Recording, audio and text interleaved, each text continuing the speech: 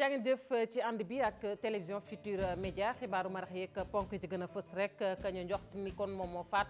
soxna sosé ñu daan woowee Ami Collé Ba te dëkk ca Mboro teg nañu ko loxo nag jamono ji may wax ak yéen ma nga ca garde à vue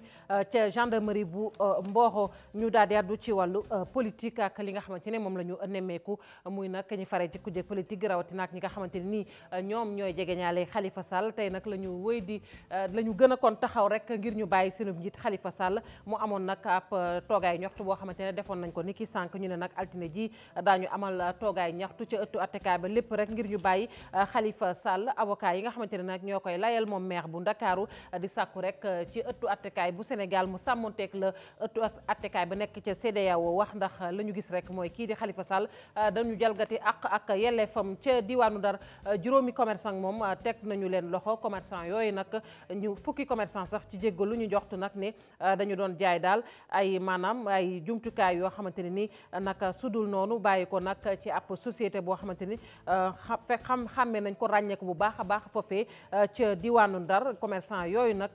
ñoom dañoo mujj sax seeni ñooñ di manifester ñoom it ne fii ak bàyyiwuñu ñi nga xamante ne ñoom la ñu teg loxo daanu yëngu-yëngal ba ñëpp dégg leen rédaction bu télévision Futurs Médias tey rek def taxaw seetlu ci kayitu juddu yi lépp loo xamante ne soxal na kon pièce d'état civil nan la ñuy fexe rek ba am ko ñu ne nag ay jafe-jafe nag am na ci boo seetlu fa ñu koy wutee ji fa ca mel ni palais de justice di ay jafe-jafe yu ñu te nemmeeku ñu ne nag faaw ñu soppi doxalin yeesal yi si bu fekkente ne bëgg nañ askan wi jafe-jafe yi ñu jànkonteel mën a jeex ponk yaa ngi ni yaatal gi léegi-léegi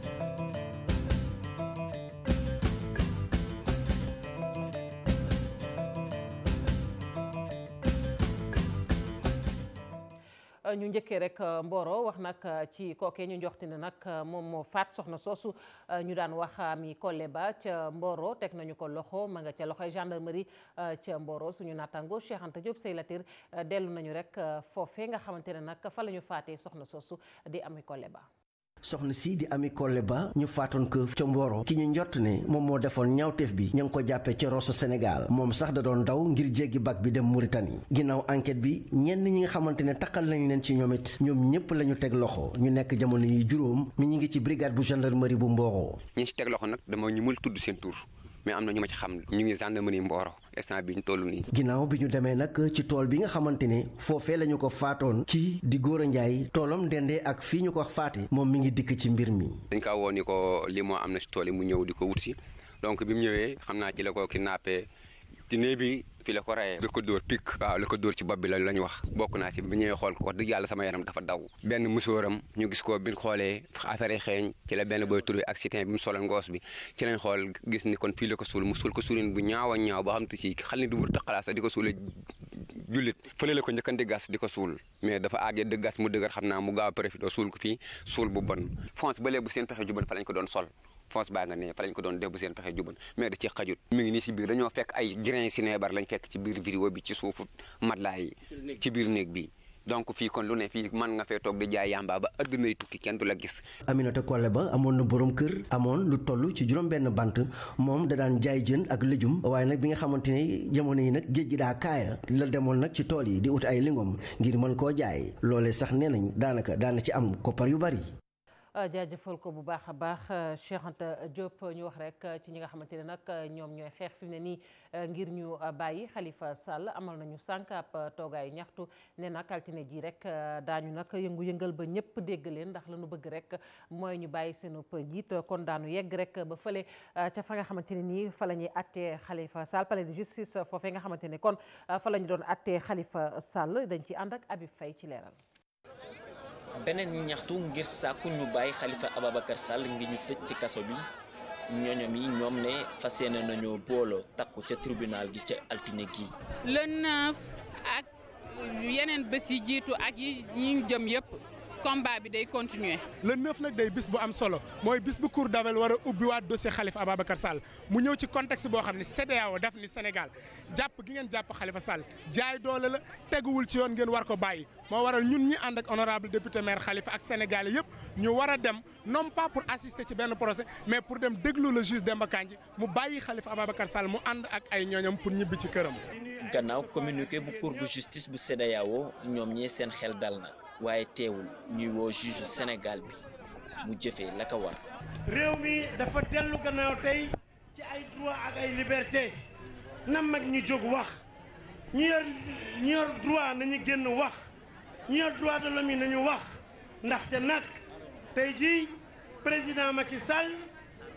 daa bëgg a kat dem ci làmb ji nit daan naa te du bëri ak punkal. benn politicien day jóg am doole di ko utiliser ci beneen moroomu politicien am loolu bu ko Macky Sall bëggee sax juge yi ci boppam ñoo ko war a bañal seen bopp. ñu dajaloo ci sentinelle de la résistance ñoom xalifiste yi di woo gouvernement bu Sénégal mu liggéey ngir askan wi. génne leen ko mu gaaw falu ndax waa Sénégal a ko soxla ma ni liste électorale yi nag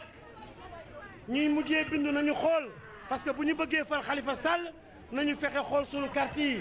bu dee dañ ñoo tëb ñu fexe lijjanti ko carte yi génn ndax Khalifa bu génnee dina falu buñ ko jaayee doole tëj ko tamit dina falu. ñu tëj ko ca kaso ga juróom-ñaari fan ci weeru mars atum 2017 ba léegi Khalifa Ababacar Sall di am yaakaar ne bile yoon daañu ko bàyyi niki altine gi ay ñoñom ñoom noppi nañ ngir rek mu doon seen candidat ci wooteeg njiitum réew atum 2019 yi.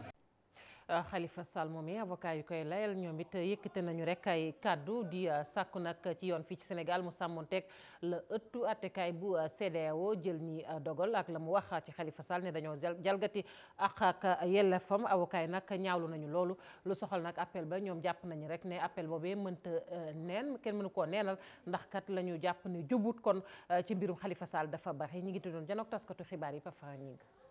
Khalifa Sall ci saasi lañ ko waroon a bàyyi gannaaw ba cour de justice de la CEDEAO daal di joxe nag dëgg ne liñ ko jàppee teguwul ci yoon avocat yu maire de Dakar bi jàpp ne bi le jugement dañ ko war a annuler gannaaw mbir yi nga xam ne nemmeeku nañ ko ci te jaarul yoon daal di bëri lool. Quand on vous dit que tout ce qui a été fait n'est pas bon.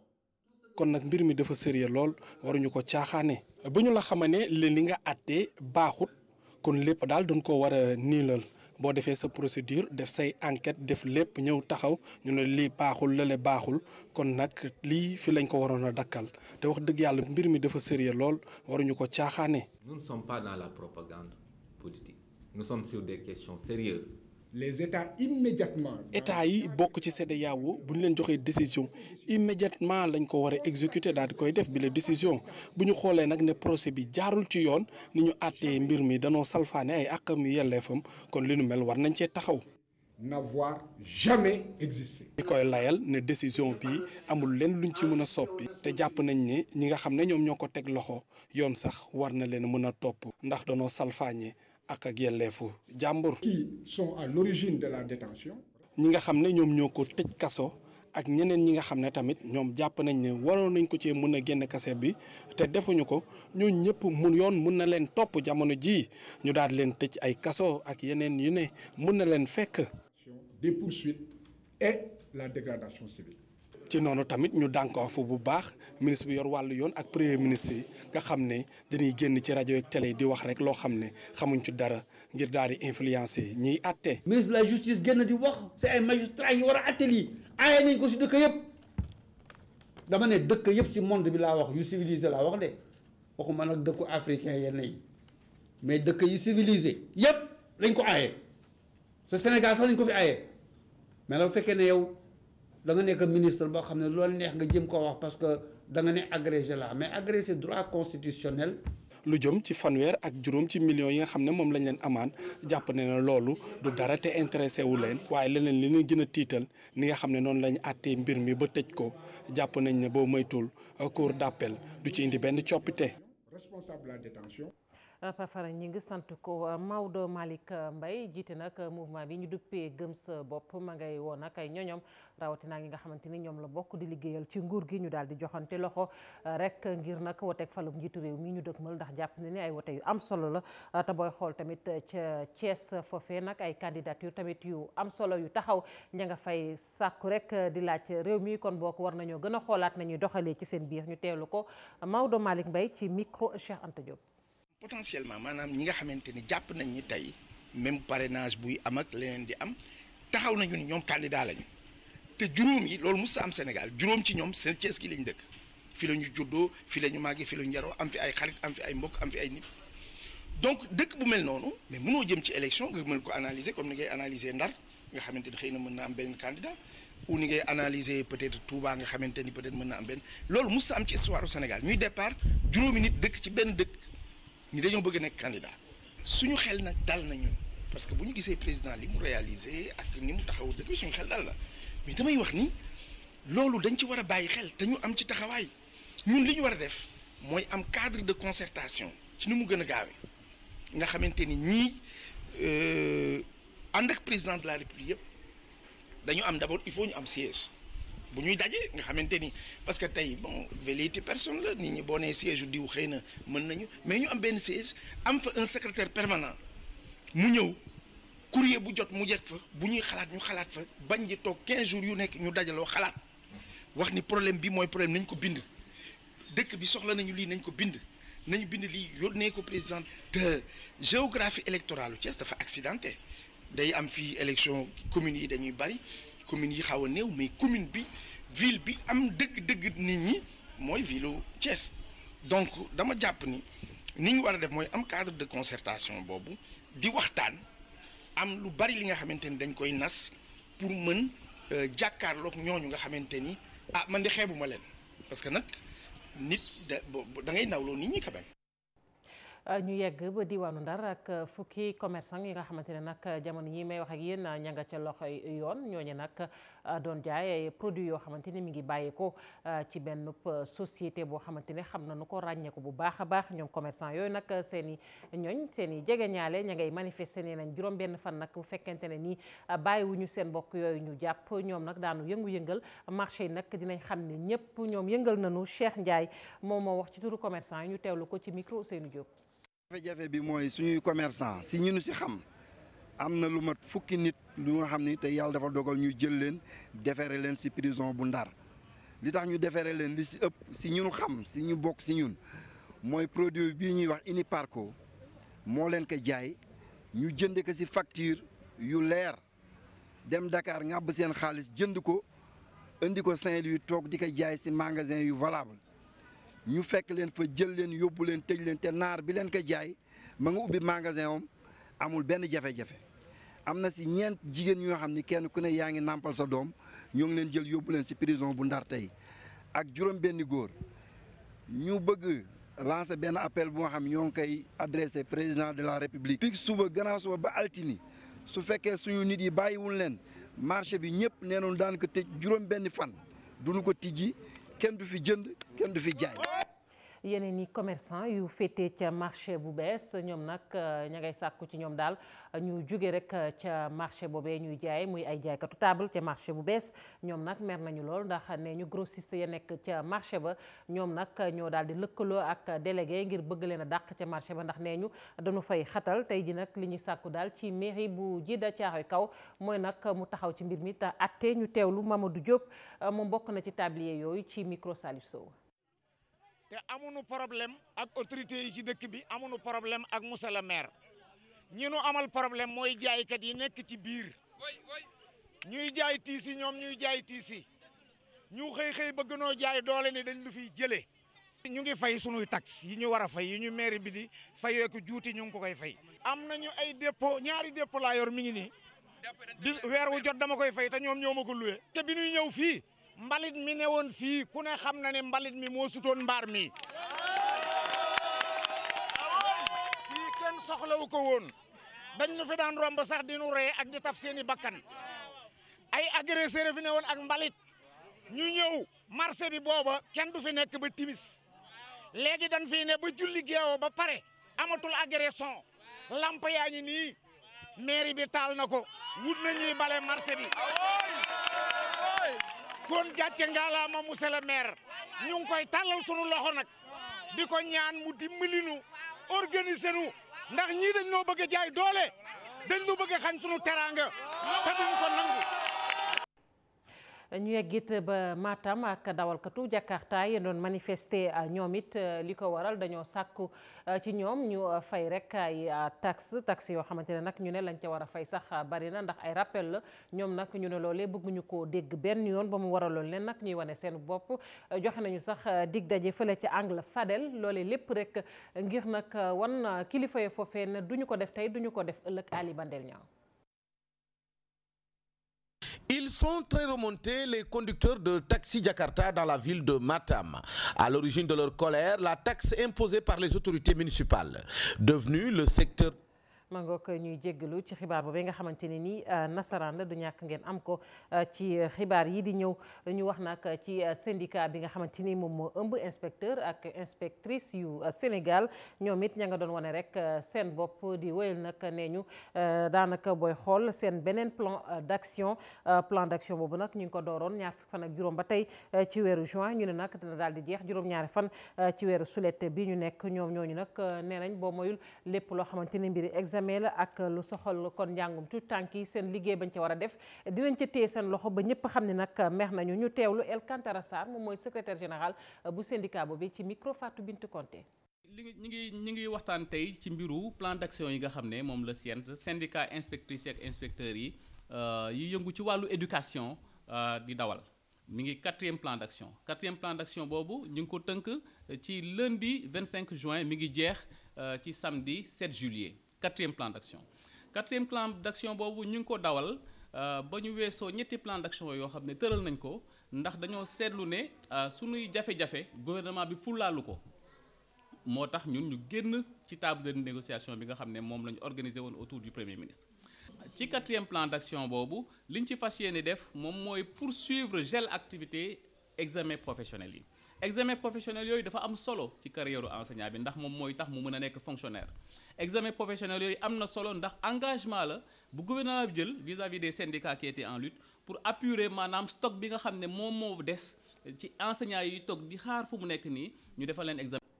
ñu àddu ci njàngum gone yi ak seetlu gi ci Sénégal ñu ne nag gone yi nga xamante ne daal dañ leen di dugal daara kon maanaam lim gi daal na ma war a toll des na ba nag ne nag war nañ koo xeex ngir nag ñu gën di dugal gone yi daara tey boo xoolee téeméer boo jël daanaka fukk ak juróom-ñaar képp mbaalu ko ëpp tuuti ca la ñu toll waaye tamit ñu gis ni koppar sax yi nga xamante ni moom la ñu jagleel xale yi gën a tuuti loolu it doon na lu néew a néew mu doon loo xamante ne tey jii ñi ciy xeex bari na Maimouna Ndiaye moo dikk ak ñun ci boobee reportage. ay groupe lañu def di càmbar li fi jot a xew ci at yi ñu génn ci tuut tànk yi ana yan jéego lañ ci def li ñu nemmeeku ñoom ñi di yëngatu ci wàllu tuut tànk yi mooy ci seen njàng am na lu bari lu des ndax kat téeméer boo jël matul sax ñaar fukk yoo xam ni jagleel nañ leen ko. mu nekkoon loo xam ni lu néew la bu fekkente ni sax yaa ngi ko méngaleeg li nga xam ni maanaam ñu ngi koy def ci dendu li nga xam ne mooy Afrique bi donc kon ñu war a defaat ay jéego yu am solo loolu nag ñëpp ci war a dugal seeni loxo mu tàmbalee ci nguur gi nga xam ni wax dëgg yàlla moom la ñu dénk lépp loo xam ne moo jëm ci wàllu yee xale yi ak yar leen. ngir ñu soppi doxalin kon laaj na koppar yi nga xam ni moom la ñu jagleel tuut tànk yi ñu yokk ko. téeméer yoo jël. daanaka ñetti 15 kese moom moo ci tàbbi ci li nga xam ne mooy wàllu tuut tànk yi kon mu nekk loo xam ni wax dëgg yàlla lu yéeme la et ñu war a fexe nag ba li nga xam ne war nañ ko dugal ci wàllu tuut tànk yi gën a bari. leneen lu ñu fas yéenee def ñoom ñi nga xam ni dañoo tënku ci ab réseau mooy li ko dalee 2017 ba 2021 ñu xool ana lan moo des ci wàllu tuut tànk yi. ñu jéem koo lijjanti. buñ ko tëggee wan ko nguur gi dina xam ni bu ñu bëggee egg ci objectif fu 50% lii dina nekk loo xamante ni yoon bu gën a gaaw la parce que ku nekk nguur gi comme ONG yi ak communauté yi ku nekk yaa ngi sa ruq di def li ngay def. bu ñu jógee ci ndaje bi nee nañu bëgg nañoo samp benn gis-gis boo xam ni day yees boole ñëpp ñuy yëngatu ci wàllu tuut tànk bu ko defee ñu mën a gunge nguur gi. Maimouna Ndiaye ñu wax ba tey ci wàllu njàng mi bi yoon nag dégg rek ba commune bu Rosso Sénégal foofee nag juróom-ñaari daara yi nga xamante ne ñoo fa nekk xayma nañu ndongo yi nga xamante ni kon jàngee nañu fa diggante 2001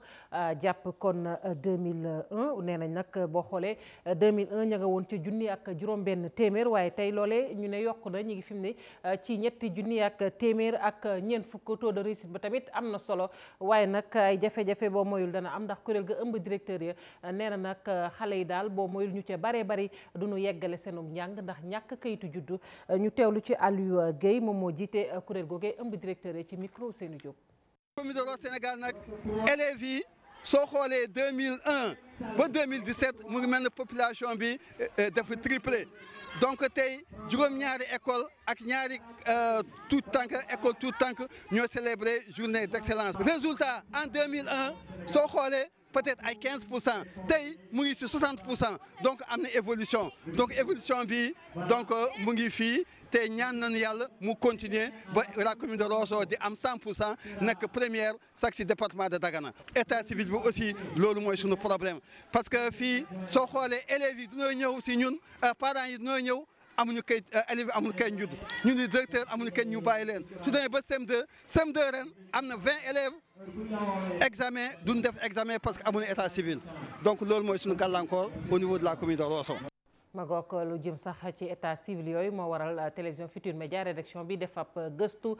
ci état civil yi pièce d'état civil yooyu fa nu koy wutijee fu ca mel ni palais de justice ñu ne nag ay jafe-jafe kese la ndax sénégalais yi ñu fa fekk nee ñu nag ngir rek jot këyit foofee daanu xëy di daw suba ba jant bi so kon nag la ñu bëgg rek mooy kilifa yi jël matuwaay indiwaat yeneen yu yees su ko defee jafe-jafe yooyu mën ñoo wan gannaaw Ibou Diouf moo fa demoon ak Jili Jéeme. fii ci tribunal bëri na ñi nga xam ne rek dañu am ay jafe-jafe ngir am li nga xamante ne mooy document yi ñu soxla loolee nag yenn saay ñu gis na rek war nañ leen ci mën a jàppale. mais depuis 10 heures ñu ngi fii nii loolu c'est pas normal parce que dañu fi teg pour ñu liggéey quoi ama 8 heures ba 10 midi du dara donc mën nañ toog fii xaar nit yi dafa leen permis de visite ñun fi ñu dëkk dafa sori dañ bàyyi lu ñu doon def pour mën a ñëw fii bàyyi suñu liggéey et tout nga ñëw ba fii nii. toog fii di perdre temps mën naa am sax duma ko am dama nar a paasaat ñibbi ba fi ma dëkk. dund naa ko trop métti na si ñun surtout ñun population diminuée yi parce que ñun pour ñu am stress sax tey boo demoon mairie wala boo demoon feneen boo neexalul doo am kayit foo dem Sénégal boo neexalul doo am dara branlon yaa ngi fii parce que dal ba léegi branlon am na. am casier judiciaire extrait de naissance certificat de mariage wala li ni mel loolee nag yenn saay pour nga am ko rek da ngay am coono bu rëy. métti na. lool parce que fu ne di nga fa baagante balaa nga am kayit waaw jafe-jafe jooju moom bu ñu ko mënee jàppale ñu jàppale ñu ci te yàlla rek tax te xam ne ñi fi nekk ñoom la fi yàlla teg waaw ñu jàppale ñu ci jafe-jafe googu. sénégalais yi gis ne ak xarala yu yees yi war nañu mën a yombal li nga xamante ne rek mooy demande ngir mën a am yooyu la document suñu jëfandikoo rek ci yooyu la xarala. solution bi mooy nañu informatiser affaire bi léegi. yéeg wàcc xewi na soxla nga extrait bësal bouton extrait bi ñëw soxla nga quarante bësal bouton 40 bi ñëw. mais ñi leen yor ñoo war a jug di ñëw fii di xool nit yi ndax ñi ngi def seen liggéey c'est ça le problème grand loolu la ñu leen yilif ñoom ñoo war tout le temps di ñëw di def visite surprise di leen bett di xool ndax ñi ngi liggéey carrément. ay at a ngi nag yu nguuru Sénégal di xalaat rek ci ni ñuy def ngir fexe bépp sénégalais boo soxlaa yile pièces nga mën ko am te doo ci ànd ak coono ñu gis ne rek suñ ko wekkee ci xarala yu bees yi wan na mën na yombal mbir mi bépp sénégalais. ñi ngi ko doon wax ci xibaar yi weesu ak njiitu réew mi Macky Sall ma yeggoon rek ca Bokki-Dior nekk ca département bu Koungheul loolee nag ngir seeti sàmmkat yi amoon ay jafe-jafe gannaaw lu bari lu seen jur ñu ñàkkoon ko ndax taw yu metti $1 milliard nag wax na dana ko jox sàmmkat yi nekk ci Sénégal njiitu réew mi Macky Sall moom moo ko wax foofee ca Koungheul ñu teewlu ko ak Ibrahima Diamé. ci Bokki-Dior Pël andil leen solidarité réew mi yëpp ak masawu coono réew mi yëpp. ak di leen xamal ne lépp lu leen laal xam leen ne dina laal président de la république dina laal réew mi yëpp lii moo tax dinañu yëkkatiwaat loo xam ne bett nañu waaye ndegam dañuy yor réew te yor réew dañu ne gouverner c'est prévoir da ngay sóoraale lu yegseegul loo xam ne bu la bettee nga mën a am saafara yoo ci indi lii moo tax ma ñëw tey indi leen 1 milliard de francs CFA milliard boobu région de Louga éleveurs yi nga xam ni seen jur gaañu na si danañ ci am téeméeri million ak juróom-benn fukk ak ñett ci recensement bi fi nekk région bu Matam ay éleveurs am daañu ci am 234 millions 245 mille muy ñett téeméeri million ak fanweer ak ñeent Kaffrine 198 millions 975 mille maanaam waa Kaffrine ñaar téeméeri junni la yu manqué daanaka benn million waa Tambacounda waaw yéen nag 60 millions la 550 mille pour Tambacounda ak Saint-Louis na ñoom ñoo gën a sore 38 millions 400 mille francs loolu nag boo leen gisee ñu waxee ko noonu comme ndimbal la buy ñëw bi nga xamante ne jur gi bari na kon montant boobu dañ koy séddale rek. ñu wax ci mbayum soble bi ak tolluwaay bi ren nag xel mën naa dal ndax ñi ngi naan lu toll ci 4 téeméeri junni ak juróom fukk ci tonu soble daanu ko am ren ji loole nag di wane rek ne ñu ngi ci def liggéey bu am solo ci wàllug soble bi waaye nag booy xool lu baree bari nag dafay faral di yàqu ndax amuñu ay magasin yoo xamante ne nii fa la ñu koy denc lu bari ci soble si di nëpp rek ci tool yi loolee nag la borom soble yi bëgg kilifa yi dimbali leen nag ak i magasin Thierno Fall. 450 000 ci ay tonnes mooy production soble bi nga xamee ni ren ji ñu ngi koy xaar mu war a bàyyeekoo ci ñaay bi. président bi li nga waxoon na ngi indi soble bi ki 350 000 tonnes indi nañu ko ba ren ñu ngi séenu 450 000 tonnes loolu nekk ñu ngi sant bu baax béykat yi ndax góorgóorlu nañu. production bi nag waroon a doy sëkk ba Sénégal dootul jëgaani soble waaye jafe-jafe bi mooy lu ci bëri day yàqu ndax béykat yi amuñu fu ñu ko denc. léegi xam nga boo demee am 400 000 tonnes dafa lay won ne 300 000 tonnes rek bu amee doy na consommation réew mi waaye nag foo ko denc. saako yi bare yàqu na ci naaj wi te seeni borom amuñu fu ñu ndax magasin yi fees na wax dëgg yàlla état bi jàmbaar la waaye nag pàkk bi kenn mënu ko feesal soble bi yëpp mënu ko fees si magasin yi doyul. loolu lañu seenu ci réew mi ñu defal ñu ko magasin yu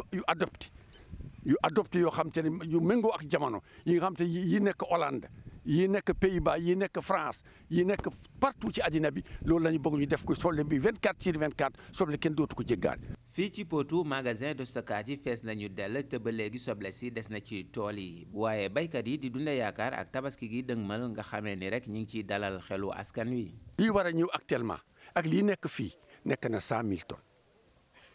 wala sax mu ëpp ko waaye li ñu séenu ci soble nawet bi. lu mu bon dina nekk 150 000 tonnes loolu nag ñu assuré tabaski bi moom bu kenn waxam soble macha allah am na bari na te qualité la gis nga soble nawet bi nga xam te ne ñu bari dañuy wax du qualité soble nawet baa ngi nii te ngeen ci seen bët. njiital kuréelu baykatu soble yi fii ci Potou amaloon ab tukkim nemmeeku ci tool yi ngir saytu si tolluwaayu soble bi nga xamee ni si ñu ngi koy bay ci nawet bi ñu gën koo xam ci jaune espagnol. jërëjëf Thierno Fall jaajëf yéen it ci kanam tuuti Chérif Dia dina fi teew ngir jukki leen xibaar yi ci nasaraan jërë ngeen jëf.